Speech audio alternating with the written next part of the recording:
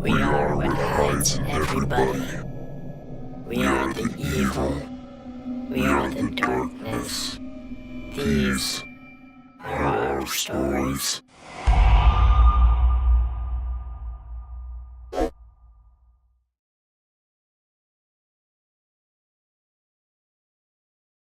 Well, good evening, ladies and gentlemen. Today, I have 3 terrifying stories from Reddit for you. The first one, an interview with death. The writer finally made eye contact with the man opposite. To begin with, he didn't like to look at him. There was something uncomfortable about doing so. Not that he was awful to look at, rather ordinary but still clean and smartly dressed. There was just something wrong about the man. If he looked too long, he'd just get a sinking feeling.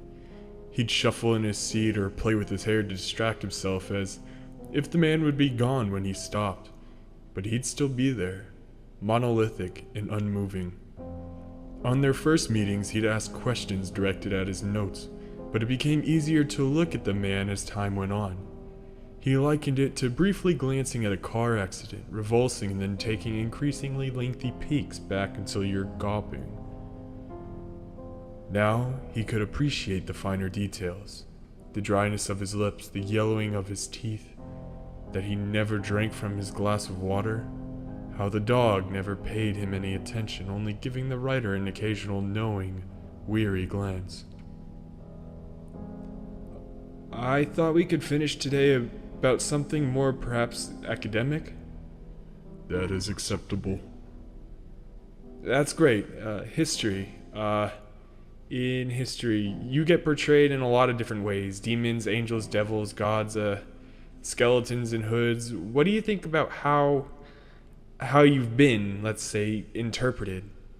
They're all one and the same. Could you maybe elaborate slightly? They're not exactly they all come from the same place. The writer waited for more, but the man sat emotionless yet contented at what he had said. He was used to the man's ability to sit unflinchingly through silences. I don't follow, I'm sorry. Regardless of what they perceive me to be, they all come from the same place. Man doesn't want his death to be pointless like those of flies or dogs.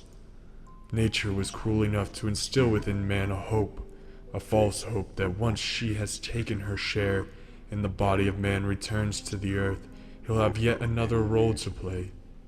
But the curtain falls upon man as it does all others, heavily and irreparably, and with finality, and it crushes the hope that he shielded himself with in life. The false hope of more. But there's no more. And this is all I am, and all I ever will be. The silent cry of the extinguished hope of a dying man. The writer suddenly found it very hard to face him, more intense than even their first meeting. The man suddenly looked very ugly and offensive, but also a lot less human and tangible. As if he was no longer there, but at the same time everywhere at once. Then all of a sudden the writer was alone in the dark of his living room. He began another coughing fit, which he shakily directed into his handkerchief, and winced at the blood gilded in the mucus. Sleep paralysis. I suddenly wake, feeling that mix of confusion and quick lapse of fear we all experience from waking up randomly in the middle of the night. I soon realize this is different. Here we go again. My sleep paralysis is back. This happens so much, it doesn't seem to faze me anymore. The usual symptoms of being paralyzed. Seeing horrific figures, the pressure slowly pushing down on your chest, feeling as if the oxygen is thinning in the air. It has happened so often, it's almost laughable now. I look around to see what tricks my mind is playing on me this time.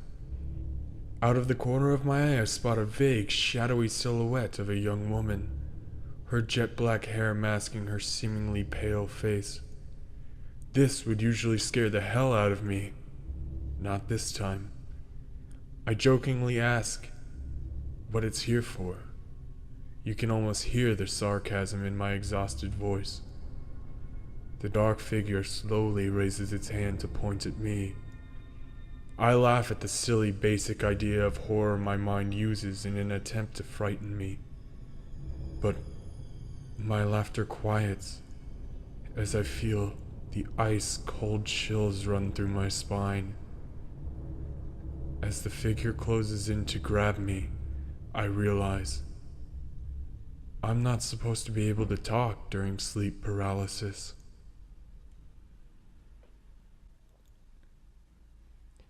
Welcome to Purgatory. Hello there, and welcome to Purgatory. Why are you here? Because you're dead, silly. Let's see here. Car accident, huh? Nasty business. What's that? Why does this place look like a bank, you ask? Well, because we are a bank, only we don't deal in money. We have our own special kind of funds. How it works is we calculate how many, let's just call it life funds, you have by looking at your life. If you die in around your midlife or around your 30s, like you will have significantly less life funds than someone who dies at their 90s. But children, they get a bonus. We have a certain threshold where if your life funds are high enough, you'll get to go to heaven. But if you don't have enough, you have two choices: hell or reincarnation. The latter sounds better, but trust me, it's not that good. Let's look at your funds. Oh dear, just a bit below. But you're in luck. You've been randomly chosen for a fourth option: fund transfer. We'll transfer some other person's fund to yours, which means what you think it means, basically. So make your choice.